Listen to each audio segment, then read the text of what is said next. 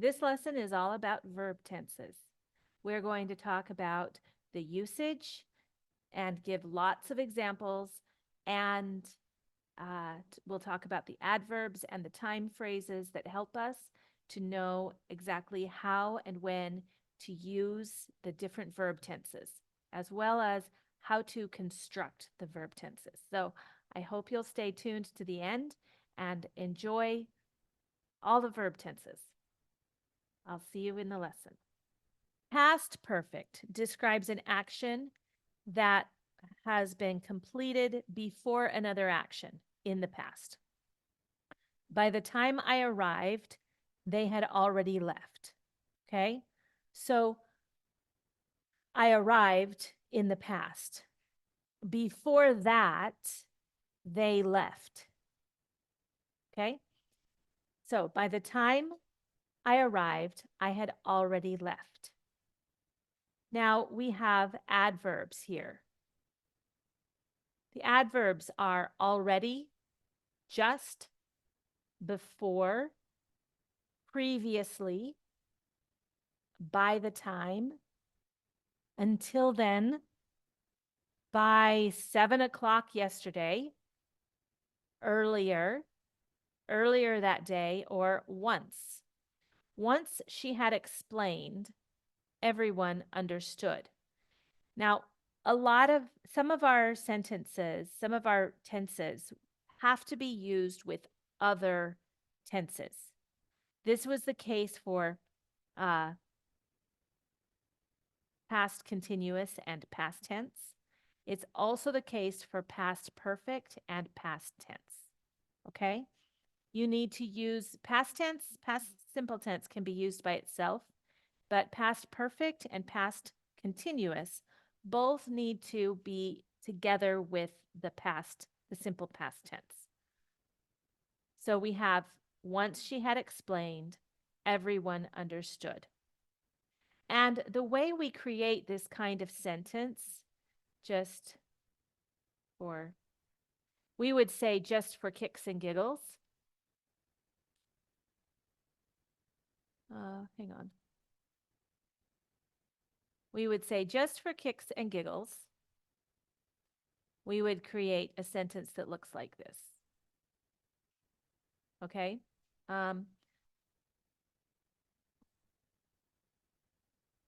We might start with two ideas. Okay?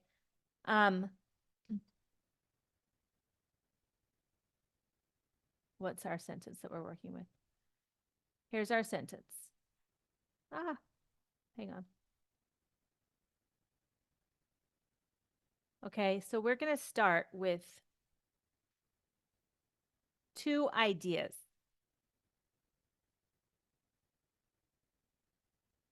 This is how I would write a sentence with two ideas and two different tenses. Okay. I would say my first idea is that she explained something. She explained. Okay, that's the first idea. She explained something.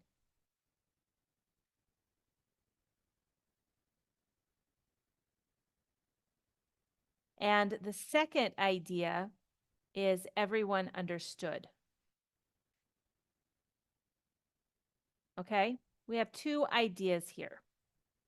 Now, we have to think about how these ideas are related or how they fit together. First of all, and I recommend to all of my students that we start, when we're writing, that we start with two very simple, complete sentences. So let's talk about how we know something is a complete sentence. If something is a complete sentence, it meets three criteria. It has a subject. It has a verb. And it is a complete idea. A complete idea means we're not saying, what? Isn't there any more? Okay. All simple sentences have to have this. So, she explained. Is there a subject? Is there a subject here? Yes, right here. Verb, is there a verb? Yes, right there. And is it a complete idea? She explained. Yes, it's a complete idea. You could give more information, like she explained the grammar. But she explained doesn't negate the fact that that is a complete idea. Okay? And everyone is our subject here. Understood is our verb. She explained, everyone understood. Okay, now let's figure out, so this is the criteria for a complete sentence, and I'm going to just draw around this because this is something every sentence has, a subject, a verb, and a complete idea. Okay? That's what the complement means. Complement comes from complete. Okay, so she explained. What happened first here? That's the next thing I'm going to ask because I'm using two tenses. So I ask myself, what happened first? Did she explain first or did everyone understand first? Well, she explained first. That's number one. And everyone understood. That's number two. Okay? So now we're starting to put it into some sequence. Now I want to focus on people understanding because she explained. So we use the word once. We can go up here and look at other, before, after. We could use after. We could use when. We could use by the time that. We could use since. Let's use since. Since she had explained. Okay? So, and this is first. She explains way in the past. And then the emphasis on everyone understanding, that's the more important part of this sentence. So let's use since. And I'm just going to write since. And then I'll take this. Since she explained, everyone understood. Now I have two sentences here.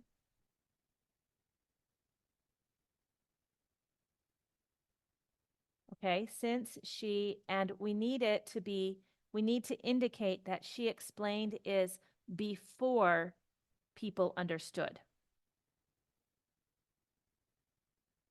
So it's since she had explained,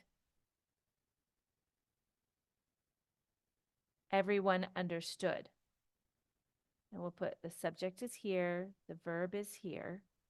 We put the since in the beginning, and we're going to need a comma and a period. Okay?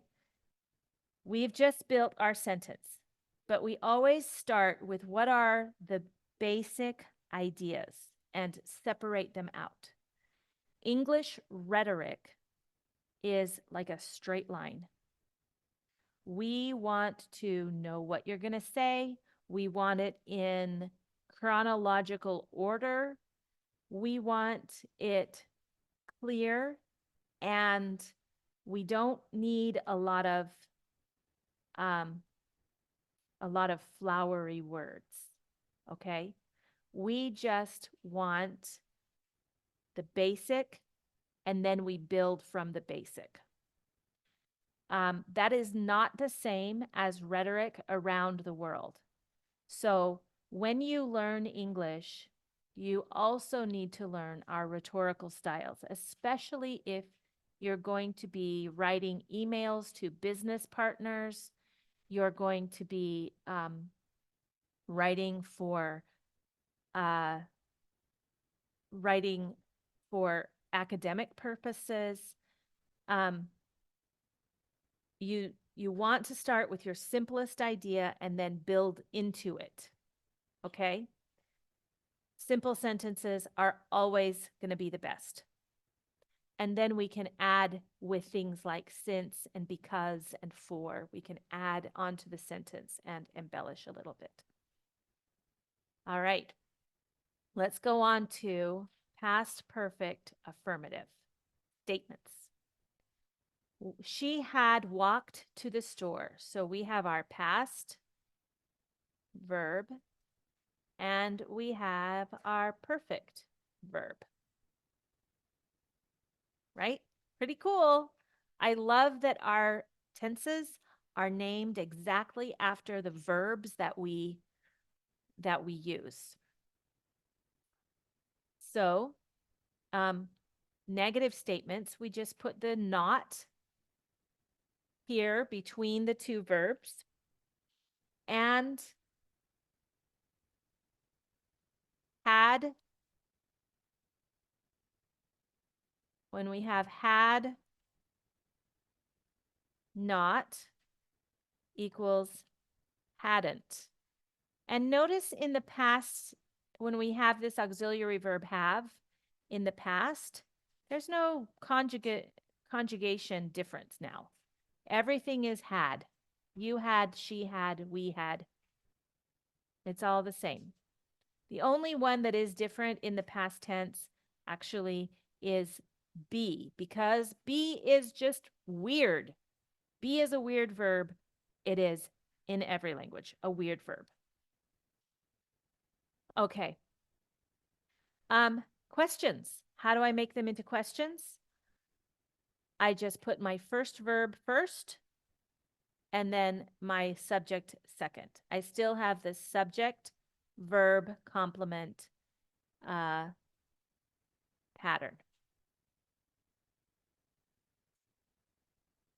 So I still have the subject, verb, complement. And how do we make this into, or how do we answer this question? Try to think of the answer before I type it out. You ready?